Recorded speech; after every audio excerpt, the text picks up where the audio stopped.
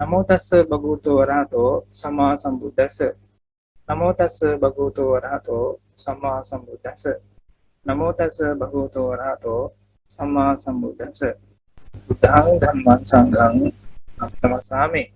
සංකතං අபிසංකරෝති සංඛාරෝ සීති.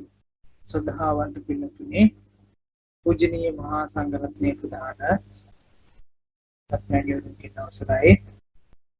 මහා සතිපට්ඨාන සූත්‍ර දේශනාව කේන්ද්‍රගත කරගත් 52 වෙනි භාවනා උපදේශයයි අද දවසට යෙදিলা තියෙන්නේ.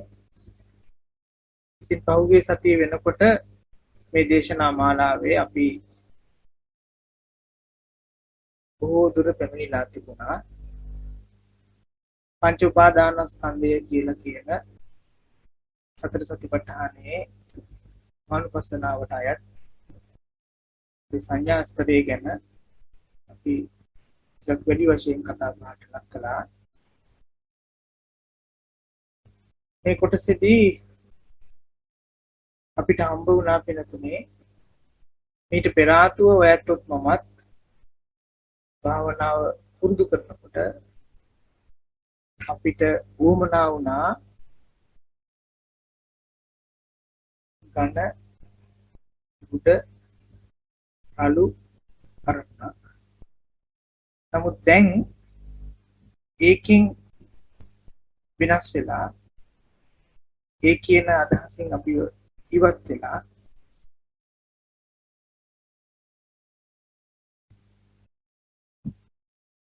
අපිට දැන් හම්බ වෙලා තියෙනවා ඒ සමස්ත හැටියට පේන සම්පූර්ණ කාරණාවන්ව ග්‍රහණය කර ගන්න පුළුවන් අවස්ථාවක්. තථාගතයන් වහන්සේට ඒකයි අර සංක්ෂේප හැටියට කියනවා නම් අකුලවා දක්වනවා නම් පංච උපාදානස්කන්ධය තමයි මේ දුකට හේතුව කියලා කියනවා.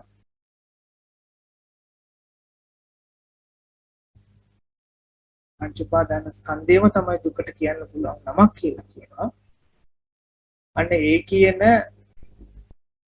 අවදිය ඒ කියන කාරණාවල් ටික භාවනාව තුළින් ඔයත් මමත් ස්පර්ශ කරන්ට දැන කියා ගන්න පටන් ගන්න ඕ දැන කියා ගන්න අවදියටයි කියන්නේ මේ පංච උපාදානස්කන්ධ කොට සංදේශනය කරන කාලය කියලා.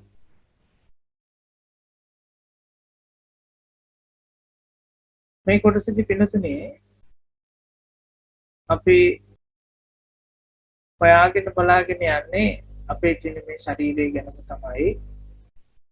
මේ ශරීරයත් එක්ක තියෙන වේදනාවල් එක්ක තමයි. හැබැයි සතිපට්ඨානය කියන සිහිය පිහිටුවා ගැනීම කියන කාරණේට එන්ට වුණාම අපිව රැගෙන යනවා අපිට දිශා ආනතියක් පෙන්වනවා.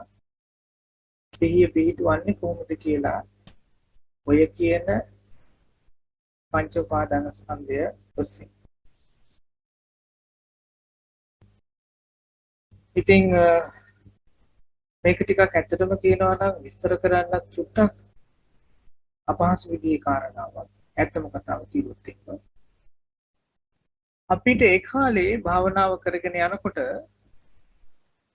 භාවනාව කරන්න භාවනාව පුරුදු කරන්න එක්තරා විදිහකට උවමනා වුණා යම් කිසි විදිහක අදහස් මාත්‍රයක් යම් කිසි විදිහක මොකක් හරි සැලසුමක් වගේ දෙයක් වගේ එකක් අපිට උවමනා වෙච්ච බවක් තිබුණා. උදාහරණයක් ඇටියට ඒ කාලේ අපිට භාවනා කරන්න නිස්කලංක පරිසරයක් තියෙන්න ඕන බවක් තිබ්බා. ඊළඟට සමහරක් වෙලාවට වන්දනා කරලා ඉවර වෙලා භාවනා කරන්න ඕනකමක් තියෙන්න පුළුවන්. ඒ ආදි වශයෙන් අපේ භාවනාව කරගෙන යන්න අපිට ඒ කාලේ අපිට යම් කිසි විදිහක සකස් කිරීමක් ඕන වෙලා තිබුණා. ඒ දේ එක්ක තමයි අපි භාවනාව ඉදිරියට කරගෙන ගියේ. හැබැයි මේ වෙනකොට තථාගතයන් වහන්සේ අපිව අරගෙන යනවා අර අපි නුවණ දියුණු කරන පැත්තකට වගේ. විශේෂයෙන්ම කියනවා නම් අපේ මමත්වය කියලා කියන අල්ල ගැනීම මට ඕන විදිහට තියෙන්න ඕන මට ඕන විදිහට කරන්න ඕන ආදී වශයෙන් තියෙන ඒ අදහස දකින්න ඒ අදහස තේරුම් ගන්න තේරුම් කරලා දෙන්න අපිව රැගෙන යන බවක් පේන්න තියෙනවා. ඒ අනුසාරයෙන් තමයි පින්නතුනේ අපිට මේ කියන පංච උපාදානස්කන්ධය කියන මේ අවධිය එනකොට ඔය කියන කාරණාවල් ටික හම්බ වෙන්නේ කියන එකයි මගේ දැනීම. භවනාව කරන්ට හෝ අපේ ජීවිතය තුළ ඔයතොත් මමත් හදාගෙන තියෙන අපේ හැටියට සලකන මගේ හැටියට සලකන මම හිතන විදිහ හෝ මම දරන අදහස හෝ මගේ ක්‍රමයේ හැටියට සලකන කාරණා සමුදායක් තියෙන්න පුළුවන්. ඒක කතා බහ කරන වචන ආශ්‍රයෙන් වෙන්නත් පුළුවන්. එහෙම නැත්නම් කතා බහ කරන වචන ආශ්‍රයෙන් එළියට යන්න පුළුවන්. කරන වැඩ කටයුතු ආශ්‍රයෙන් එළියට යන්න පුළුවන්. සහ හිතන සිතුවිලි ආශ්‍රයෙන් එළියට යන්න පුළුවන්. එතකොට භාවනාව පැත්තට ගත්තාම අපිට හම්බ වෙන මේ කියන පංච උපාදානස්කන්ධය තුල තියෙන කාරණාවන්හි සිහිය පිටුවා ගන්නට උනහම භවනා යෝගියාට හම්බ වෙන්නේ තමන්ගේ ජීවිතය තුළ ඇතම කියනවා නම් මමත්වයෙන් යුතුව මගේ ක්‍රමයට අනුව නැත්තම් මම හිතන විදිහට කටයුතු කරන්නේ මොන අවස්ථාවේද මොන විදිහටද කියන එක තමයි හම්බ වෙන්න ඕන වෙන්නේ. ඒ ටික තමයි තේින්න ඕන වෙන්නේ කියන එකයි මගේ අදහස. සතිපට්ඨානය වඩ නැත්තෝ හැටියට. මේක එතකොට මේ කියන පංච උපාදානස්කන්ධය කෙරෙහි කරන මෙනෙහි කිරීමක් නෙවෙයි. තමන් භාවනාව තුළ හුස්ම දකිනවා නම් ඒ දකින්න හුස්ම දිහා තමන් බලන කෝණයක් තියෙනවා. ඒ දකින්න හුස්ම තමන් බලාපොරොත්තු වෙන විදිහක් තියෙන්න පුළුවන්. ඒ දකින්න හුස්ම දැනෙන හුස්ම හෝ දැනෙන ප්‍රමාණය තමන් රුචි වෙන හෝ අරුචි වෙන එක්තරා හිතේ හදාගත්ත දෙයක් තියෙන්න පුළුවන් වෙනතුනේ. මෙන්න මේ විදිහටයි ආනාපානය තියෙන්න ඕන කියලා. මෙන්න මේ විදිහටයි භාවනාව සිද්ධ වෙන්න ඕන කියලා. එන්න ඒ වගේ අවධියකින් තමයි අපි ආරම්භ කරන්නේ අපේ භාවනා ගමන තුල මේ සංස්කාර කියලා කියන හිතේ හදාගෙන තියෙන දේවල් වලට සතිමත් වෙන්නේ කොහොමද කියලා. එතකොට අපේ භාවනාව අද දවසේදී හුස්මේ චුට්ටක් දැනුණා වෙන්න පුළුවන්. සමහරක් විට හුස්ම පොඩ හොඳට දැනුණා වෙන්නත් පුළුවන්.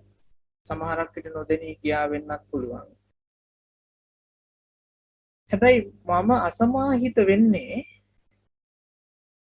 අද දැනෙන හුස්ම දැනගෙන හිටියොත් නෙවෙයි. ඒ හුස්ම කෙටි නම් ඒ කෙටි හුස්ම දැනගෙන හිටියොත් මම අසමාහිත නැහැ. ඒ හුස්ම හරියට දැනෙන්නේ නැතුව ඒ දැනෙන්නේ හරියට දැනෙන්නේ නැති එකත් එක්ක මම සාමයෙන් හිටියනම් මම අද අසමාහිත වෙන්නේ නැහැ භාවනාව තුළ.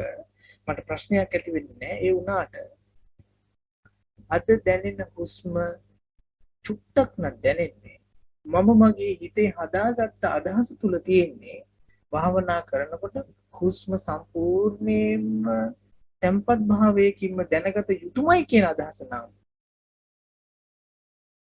අන්න ඒ සංස්කාරය උපාදානය කරගත් හන්දයි අද දවසේ අපිට භාවනාවට හරියට අවතීර්ණ වෙන්න බැරි. අද දවසේ භාවනාව හරියට නිම කරන්න බැරි. මේක මේ සරලම උදාහරණයක් වෙනුතුනි මම ගත්තේ අපිට හැමදාම වගේ මූණ පාන්න සිද්ධ වෙන දේවල් ආශ්‍රයෙන්. මේක හරිම සරලයි. එතකොට ඒ වගේ කාරණාවන් එක තමයි අපි ඉගෙන ගන්න පටන් ගන්නේ අපේ චිත්තසංතානවල මේ කියන සකස් කිරීම අපි හදාගෙන ඉන්නේ නැත්නම් සකස් කිරීමක අල්ලගෙන ඉන්නේ කොහොමද කියලා. ওই සකස් කිරීම කියන දෙයට අපිට කියලා දෙන වචනය තමයි සංකතං අபிසංකරෝති සංඛාරා. සකස් කරලා තියෙන දෙයක් සකස් කරලා තියෙන දෙයක් හැටියට පෙන්වනවා. මේ අපිමයි මේක සකස් කරගෙන තියෙන්නේ. අපිමයි සකස් කරගත්තේ ආස්වාසය සහ ප්‍රාස්වාසය හොඳටම දැනෙන්න ඕන. භාවනාව තුළ අපි භාවනා කරනකොට අපේ ශරීරයේ කොහෙවත් පද වේදනා නැති වෙන්න ඕන. කකුල හිරි වැටෙන්න බෑ. කොන්ද රිදෙන්න බෑ. අහල පහල සද්ද ඇහෙන්න බෑ.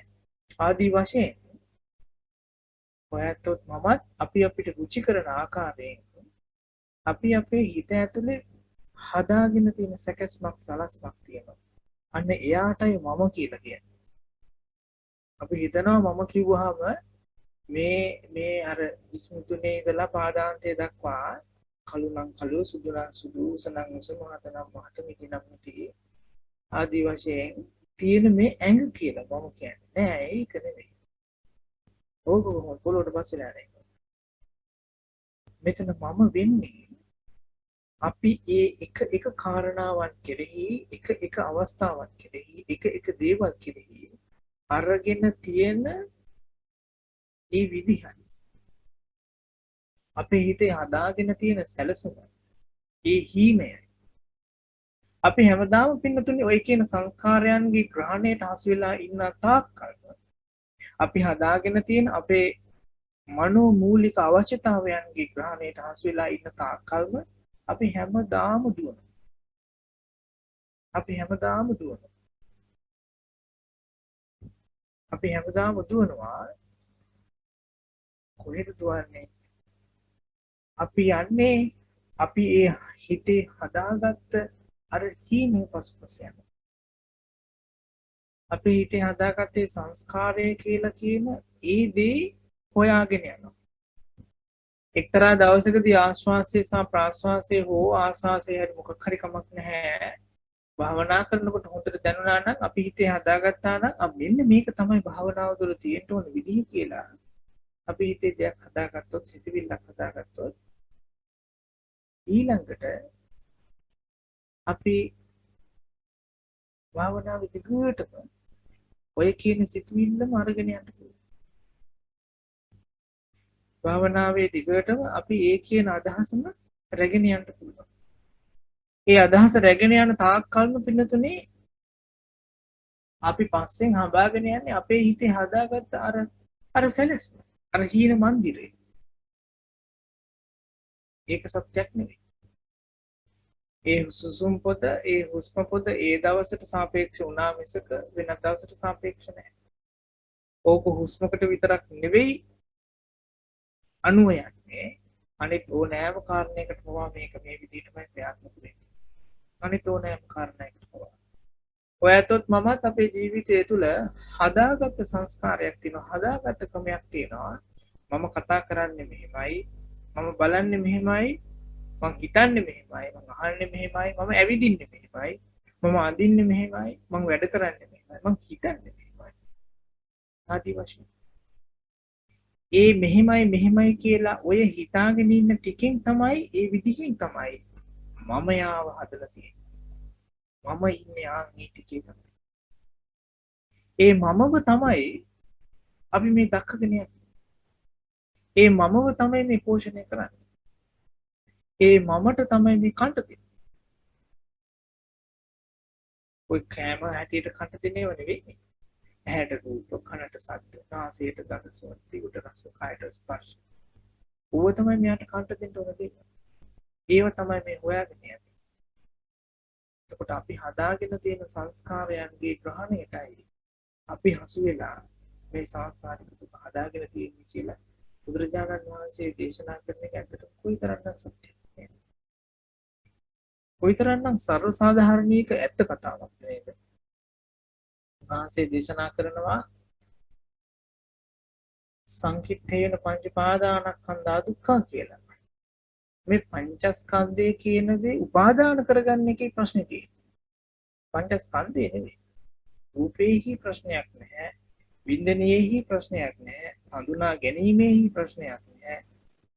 සංස්කාරයේහි ප්‍රශ්නයක් නැහැ. විඥානයේහි ප්‍රශ්නයක් නැහැ. නමුත් ඔය ඇතොත් මමත් ඔය කියන රූප වේදනා සංඥා සංකාර විඥාන කියන පහ අල්ලගෙන ඉන්නවා නම් උපාදාන කරගෙන ඉන්නවා නම් මේක මගේ ක්‍රමයට මෙන්න මෙහෙමයි තියෙන්න ඕන කියලා. මේක මට ඕන විදිහට මෙන්න මෙහෙමයි පවතින්න ඕන කියලා අනිවාර්යයෙන්ම තියෙනවා.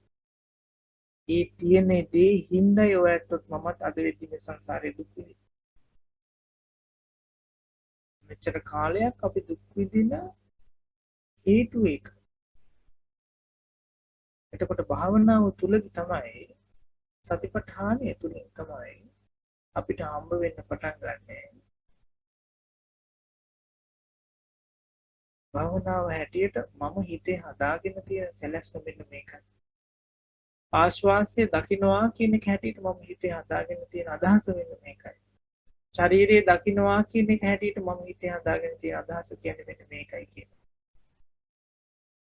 ඒ අනුසාරයෙන් තමයි පින්නතුනේ ඔයත්තන්වත් මාවත් නැත්තම් අපිව වෙලාගෙන තියෙන මේ සංස්කාරයන් ටික සංස්කාරයන් ගොන්න අපි හඳුනා ගන්න පටන් ගන්නවා. ඒ ටික අපි එළියට ඇදලා ගන්න යන්නේ. ඒ සංස්කාරයන්ගේ යථාර්ථය පේන්න පටන් ගන්න අපිට ඉන්නේ.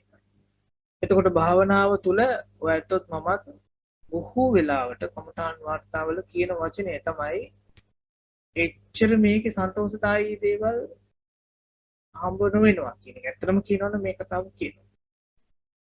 භාවනාව තුළ ගොඩක් වෙලාවට දුකම පේන දුකම දකින කතන්දරයක් තියෙනවා කියලා කියනවා. අපි මේ දකින්නේ පින්නතුනේ අපි හදාගත්ත දේ නැති එකයි මේ දකින්නේ. ඔන්න ඕකයි අපිට තියෙන දුක.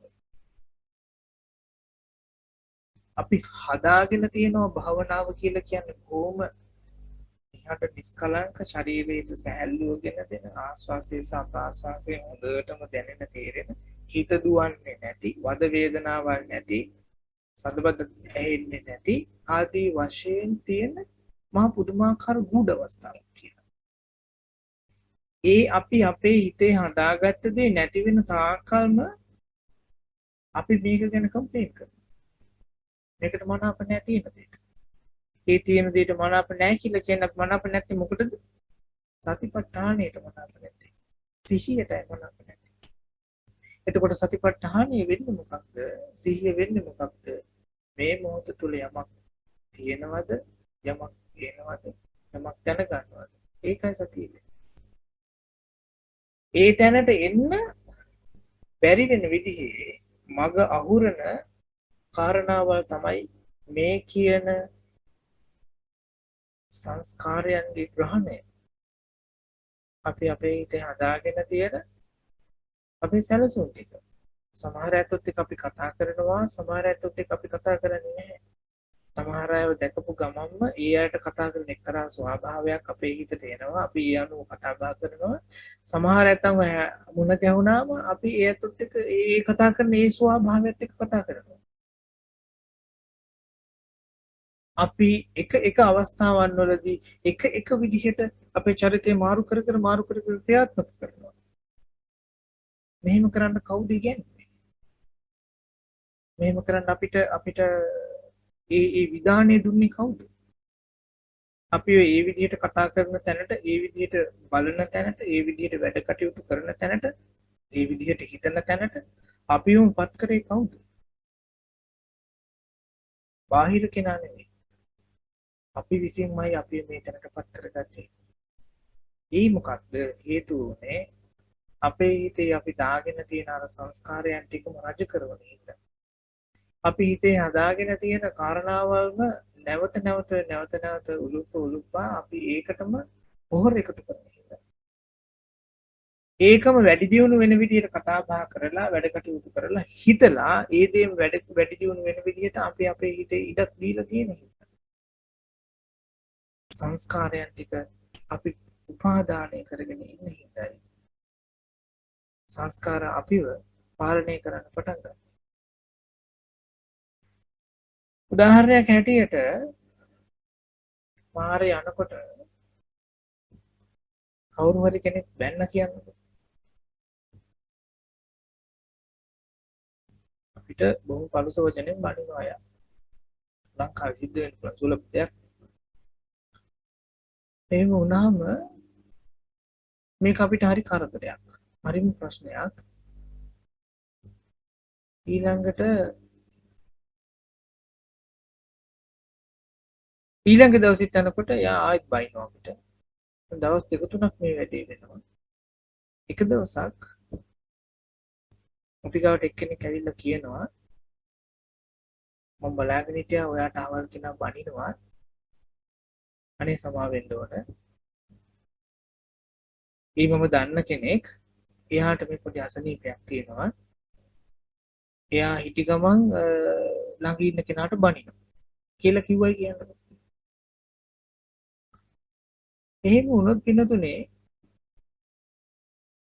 අර කෙනා මූලින් බැන්න වෙලාවේ ඉඳලා ඊළඟට ඒ කෙනාව දකින්න වෙලාව දක්වාම අපේ හිතේ හැදිච්ච ද්වේෂ සංඛාර ටිකට මොකද වෙන්නේ? ඒ ටිකට තැනක් නැති වෙලා යනවානේ. එතකොට ඒ කෙනා ගාව නෙවෙයි අපේ තියෙන මනාපය හෝ අමනාපය ඇතම අමනාපයක් තිබ්බේ. ඒ අමනාපය කියන එක රජීව්වේ ඒ කෙනා ගාව හෝ ඒ කෙනා හින්දා නෙවෙයි. අපි අපේ හිතේ අර දාගත්ත දේ හින්දා. ඒ කෙනා තමයි ඒකට ප්‍රභවය වුණේ. ඒ වුණාට අපි අපේ හිතට දාගත්ත අර අදහස් ටික හින්දායි මේක වැඩි දියුනේ. ඔය ඒක ක්‍රියාත්මක වුණේ. ඒක තිබුණේ අපේ ජීවිතේ තුළ. නමුත් අපිට පුළුවන් කමක් තිබුණා නම් ඒ කෙනා බනිනකොට මේ බනින්නේ නිකරුණේ කියලා හිතලා සමහරක් විට මෙයා මාව හරියට තීරුම් ගත්ත නැති හින්දා මේ බනිනවා කියලා හිතන්න පුළුවන් වුණා කියන්නේ. එහෙම වුණා නම් එයාගේ ඒ කියන කෙනා හින්දා අපේ ජීවිතය තුළ තව තව සිතිවිලි බෝ වෙන්න පටන් ගනී. අපි කල්පනා කරේ ඊළඟ වතාවේ බැන්නොත් නම් මම මෙන්න මෙහෙම කියනවා කියලා. ඒක තමයි අපි සංස්කාරයන්ගේ ග්‍රහණයට හසු නොවුනාට පස්සේ තියෙන නිදහස, තියෙන සැනසීම, තියෙන විමුක්තිය. සාමාන්‍ය ලෝකයේ තුලත් සංස්කාරයන් කියන දේවල් අතහැරින බවක් තියෙනවා. සකස් කරගෙන තියෙන දේවල් අතහරින. උදාහරණයක් ඇටියට ප්‍රේම සම්බන්ධයක් ගන්න පුළුවන්. කාලයක් තිස්සේ ආද වෙලා ඉඳලා මොනවා හරි දෙයක් ඉඳ මොනවා හරි කාරණාවක් ඉඳ ඒ හදාගෙන තියෙන හීන ටික ඔක්කොම කඩලා දුක බිඳලා දාලා අතහැරලා දාන්න පුළුවන්. ඒ අතහැරීම තුල ලෝකයා කියන්නත් පුළුවන් එහෙනම් මංගාවත් තිබිච්ච සකස් කිරීම මංගාවත් තිබිච්ච හීන ටික ඔක්කොම ප්‍රාර්ථනාවන් ටිකම ආයින් කළා කියලා. මොකද කියන්නේ ඒ කෙනා ආපහු මතක් වෙද්දී හිතට නිදහසක් එයිද සැනසෙල්ලක් එයිද තරහක් වෛරයක් ද්වේෂයක් එයිද?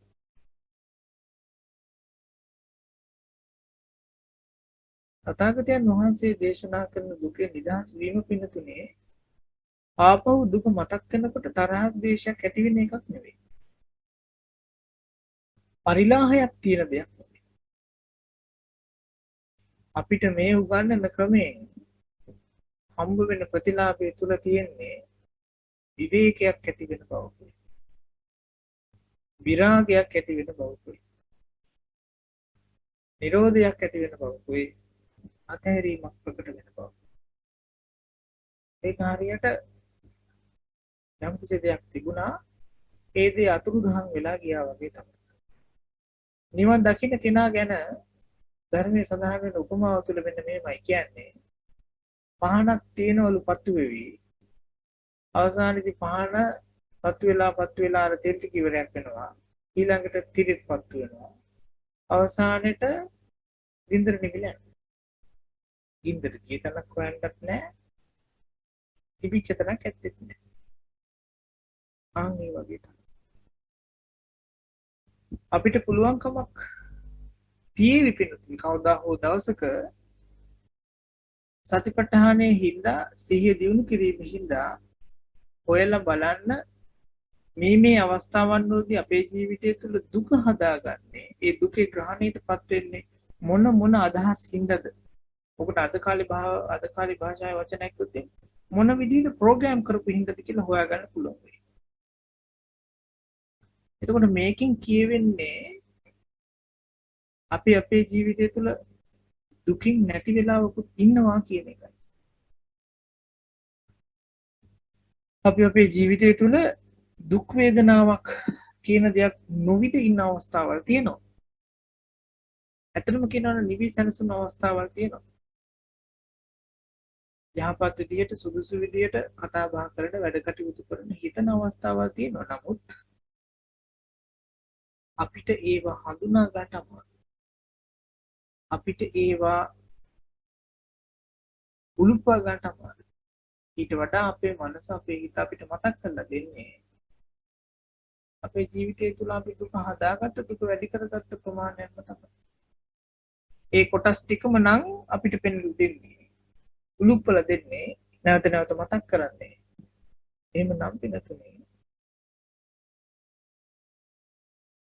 අපිට අමතක වෙනවා අපිට තේරුම් යන්නේ නැහැ. මගේ ජීවිතය තුළ දුකක් නොවිද ඉන්න අවස්ථාවල් තියෙනවා කියන එක.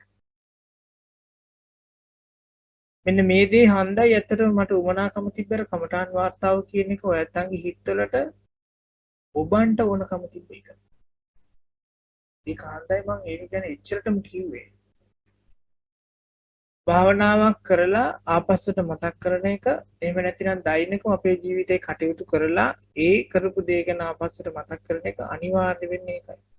මොකද ඒක අස්සෙන් තමයි ඔයත්න්ට තේරෙන්න ගන්නේ. අසවල් කාරණේට මම දක්වපු ප්‍රතිචාරය නැතිනම් ඒ දෙයට මුහුණ දුන්න විදිහත් අසවල් විදිහට අසවල් කාරණේට මම ප්‍රතිචාර දක්වපු විදිය හෝ මුහුණ දුන්න විදිහත් අතර තියෙන වෙනස. හොඳ සහ නරක කියන දෙක එළියට එන්න පටන් ගන්න යන්න එතන.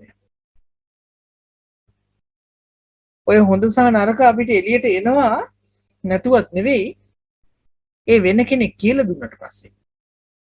එතකොට මං හිතන්නේ ගොඩක් දුර ගිහිල්ලා. ඒක අපිට තරන්ට පුළුවන් ප්‍රමාණයට එහා යන්න පුළුවන් වෙන කෙනෙක්ට පිනිලා වෙන කෙනෙක්ගේ ගාවින් එන එකත්. හැදෙන්න පුළුවන් නැතුවමත් නෙවෙයි. නමුත් ඒ හැදෙන්න වෙන්නේ ඒ බාහිර කෙනා අපිට කියන දේ ඉවසන්ට අහගෙන ඉන්න තරම් අපි ගාව නිහතමානීත්වයක් තිබ්බොත් විතරයි. හැබැයි භාවනාව තුළ අපි අපිට මුහුණ දෙන්න පටන් ගත්තාම අපක්ෂපාතී වූ නිරීක්ෂණය කරන්න පටන් ගත්තාම අපිට පේන්න පටන් ගන්නවා අපි දකින්න පටන් ගන්නවා මේ ගමනේ අපි හදාගෙන තියෙන ඒ ලෝකය අපි හදාගෙන තියෙන ඒ සකස් කිරීම ගොන්නට බුදුරජාණන් වහන්සේ දෙන උපමාව තමයි කෙහෙල් කඳ කියන එක. අරටුවක් නැහැ, හරයක් නැහැ. ලොකුවට පේනවා හරි ලස්සන ඇදිලි තියෙනවා. ඒ වුණාට හයියක් නැහැ. කිසි හරයක් නැහැ. පිනතුනේ අපේ ජීවිතයේ අපි ගාව තියෙන සකස් කිරීම ටිකයි එතකොට අපි අල්ලගන්න ඕන වෙන්නේ. මේක ඇත්තටම කියන්න ඕන විස්තර කරන්න ටිකක් අමාරුයි. නමුත් ඔයයන්ගේ ප්‍රශ්න මොන හරි තිබුණොත් මේක ආශ්‍රයෙන් යන ඒකත් එක්ක නම් කියන්න පුළුවන්කමක් හම්බ වෙයි කියලා මම විශ්වාස කරනවා. එසේ හෝ අපේ ජීවිතය තුළ අපි හදාගෙන තියෙන සකස් කිරීම ටිකයි මේ කොටසදී අපි එළියට ගන්නෙ. මෙච්චර කාලයක් ඒ හදාගෙන තිබිච්ච සකස් කිරීම ටිකම හොයාගෙන ගිය හන්දයි ඒ ටිකම අපි බලාපොරොත්තු වෙච්ච හන්ද වෙන්න පුළුවන්. අපිට සංසාරයේ දුක තියෙන්නේ. හැබැයි එහෙම වුණා කියලා හිතන්න එපා. 100%ක්ම අපි වෙනස් කරන්නට ඕනේ කියලා. එහෙම දුකුත් නැහැ. අපි ගාව හොඳ ඕන තරම් තියෙනවා. සීලාදී ගුණ දහම් අපි ගාව තියෙනවා. භාවනාව තුළ වුණත් අපි උත්සාහ කරලා බැලුවොත් අපේ හිත තැන්පත් කරගන්න පුළුවන් ප්‍රමාණයක් හෝ අවස්ථාවක් තියෙන්න පුළුවන්. එමුසි ප්‍රමාණයක්. ඥානවන්ත භාවය ගැන වුණත් එහෙමයි. ඉතින් ඒකින්ද අපි උත්සාහ කරන්න බලමු පිනතුනේ භාවනාව තුළ අපි අපේ හිතේ හදාගෙන තියෙන සකස් කිරීම ටික ඉස්සෙල්ලම දකින්න බලමු. ඒ දේවල් ටික තීරුම් ගන්න බලමු. ඊට පස්සේ අපිට හම්බ වේවි මම මේවා උපාදානය කරගෙන ඉන්න හින්දායි අල්ලගෙන ඉන්න හින්දායි ඒ කියන සකස් කිරීම ටික මම හොයාගෙන යන්නේ කියලා. මේ හොයාගෙන යන හන්ද තමයි මට දුක තියෙන්නේ කියලා. මොකද ඒ හොයාගෙන යන්නේ හරයක් හොයාගෙන. ඒ වුණාට හරයක් නෑ ඒ වගේ. මොකද මේ හැම එකක්ම සිහින මාලිගාව වගේ හින්දා. අදාගෙන තියෙන දේවල් සකස් කිරීම ඔක්කොම ටික අතීතයට අයිති දේවල් හෝ අනාගතයට අයිති දේවල් මිසක වර්තමානයේ තුල ක්‍රියාත්මක කරන්න පුළුවන් දේවල් නෙවෙයි කියන එක අපිට තේරෙන්න ගන්න. අන්න එහෙම වෙච්ච දවසට සංස්කාර තිබ්බට අපි උපාදාන කරගන්නේ නැති වෙයි. අපේ ජීවිතවලට අපි අරමුණු හදාගනිවි බලාපොරොත්තු හදාගනිවි නමුත් ඒවා ඕනාවට වඩා ග්‍රහණය කරගන්නේ නැති වෙයි. අජාචා සංසේ කියන ලස්සන කතාවක් තියෙනවා. ඕනෑම දෙයක් අල්ලගන්න අතහරින්න පුළුවන් වෙන ගානට කියලා. මම හිතනවා අපි ඉගෙන ගනීවි අපි පුරුදු වෙවි. ඒ කියන ප්‍රමාණයට ඕ ඒ කියන සීමාවෙන් උපාදානය කරගන්න අල්ලගන්න. ඒ කොහොමද අතහරින්න පුළුවන් වෙන ගානට අල්ලගන්න අපි ඉගෙන ගන්නේ. ඉතින් මම විශ්වාස කරනවා ඒ කියන දෙයයි අපිට මේ කොටසේදී මේ උගන්වන්නේ කියලා. සංස්කාරයන් කියන එක ඇත්තටම අපිට හොයන්න වටින දෙයක් වගේම ටිකක් අමාරු කාරණාවක් මේක. නමුත් බැරි කාරණාවක් නෙවෙයි. ඔයත්ගේ මගේ ජීවිතය තුළ හදාගත්ත දේවල් ඕනෑ තරම් තියෙනවා. යම් කිසි කෙනෙක් දැක්කහම ඒ දකින ඡායාව මතුවෙච්ච ගමන්ම අපි ගන්න සටහන තුළින් හඳුනා ගැනීම තුළින් අර අපේ හිතේ හදාගෙන තියෙන සකස් කිරීම ටික ඔක්කොම එකට ඇවිල්ලා ඒ අනුසාරයෙන් වැඩ කරන්න ගන්න. ඉස්කෝලේ යාළුවෙක් දැක්කම අපි කතා කරන විදිය වෙනස් නේද? ඒ වගේම පරණ කාලේ අපි දන්න තවත් කවුරු හරි සර් කෙනෙක්ව දැක්කොත් කතා කරන විදියත් වෙනස් නේද? හැමදාම දකින්න කෙනෙක්ව දකින්නකොට අපි කතා බහ කරන විදියත් වෙනස් නේද? සරල උදාහරණයක් තමයි අපි ගාව තියෙන සංස්කාරයන්ට අපි හදාගෙන තියෙන දේවල් වලට සරල උදාහරණයක් ඕක. ඉතින් අන්න ඒ වගේ පිනතුනේ අපේ ජීවිතය තුළ දුක් ඇති කරගන්න දුක කියන දේ හඹාගෙන යන්න හදාගෙන තියෙන සකස් කිරීම ටික ඔයත් මමත් හඳුනා ගන්න ඕනේ. මේක පුද්ගලිකව අපි කරන්න ඕන දෙයක්. වෙන කෙනෙක්ට කරලා දෙන්න බැරි දෙයක්.